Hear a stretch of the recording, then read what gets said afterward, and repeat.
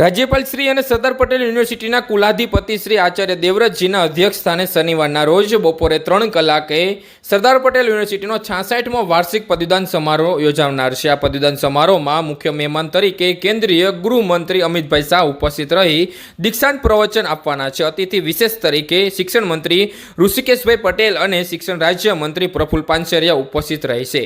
આ પદવીદાન સમારોહમાં યુનિવર્સિટીના વિવિધ વિદ્યાશાખાઓમાં સ્નાતક અને અનુસ્નાતક કક્ષાના કુલ 15,754 વિદ્યાર્થીઓએ પદવી ડિગ્રી એનાયત કરવામાં આવશે। યુનિવર્સિટીની વિવિધ વિદ્યાશાખાના તેજસ્વી વિદ્યાર્થીઓને 106 ગોલ્ડ મેડલ એનાયત કરવામાં આવશે તેમજ સરદાર પટેલ યુનિવર્સિટીના કુલ સચિવશ્રીની યાદીમાં જણાવ્યું હતું। મારું નામ ભંડેરી ઉદય, હું અત્યારે M.Com અભ્યાસ કરી રહ્યો છું। અત્યારે સરદાર પટેલ યુનિવર્સિટીના 66મા પદવીદાન સમારોહમાં મારે B.Com ડિગ્રી પ્રાપ્ત થઈ। મને ખૂબ જ આનંદ થયો। મેં 3 વર્ષ મહેનત કરી તે બદલ મને ખૂબ ખૂબ આભાર થયો।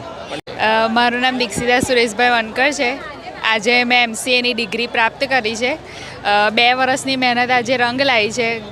ઘણા લોકોનું સપનું હોય છે કે સરદાર પટેલ યુનિવર્સિટીમાંથી અમે ગ્રેજ્યુએશન પોસ્ટ ગ્રેજ્યુએશન પાસ કરીએ, ત્યારે આજે મેં 2 વર્ષની ઘણી મહેનત બાદ આજે MCAની ડિગ્રી પ્રાપ્ત કરી છે। તો ઘણો આનંદ થાય છે કે હું વિદ્યાનગરમાં રહીને જ સરદાર પટેલ યુનિવર્સિટીમાંથી પોસ્ટ ગ્રેજ્યુએશન કમ્પ્લીટ કરેલું છે।